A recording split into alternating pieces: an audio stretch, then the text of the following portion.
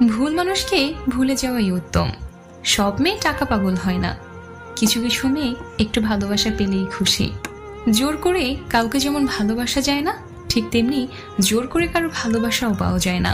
ভালোবাসলেই ভালোবাসা পাবে এটা ভাবা ভুল, কারণ পৃথিবীটা এখন স্বার্থপর, শুধুই নিতে জানে, দিতে জানে না। নিজের বউকে তারাই রানীর মতো করে রাখে, যাদের মন মানসিকতাও রাজার মতন।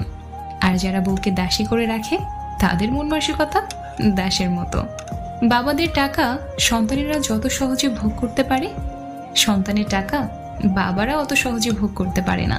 একটা মেয়ের জীবনে সবচেয়ে বড় পাওয়া হলো একজন কেয়ারিং হাজব্যান্ড। যাকে তুমি ভালোবাসো তাকে নয়, যে তোমাকে ভালোবাসে তাকে ভালোবাসো। দেখবে জীবনে ভালোবাসার অভাব হবে না। কাউকে খুব হাসি খুশি দেখলে চট করে কোনো খোঁচা মেরে কথা বলবেন না।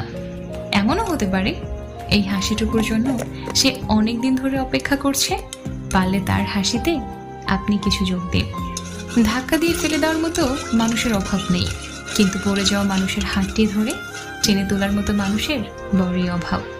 ভিক্ষা দিতে না পারো, খারাপ ব্যবহার করো না। সাহায্য করতে না পারো, নিরাশ করো না। উপকার করতে না পারো, ক্ষতি করো না। ভালোবাসতে না পারো, ঘৃণা করো না।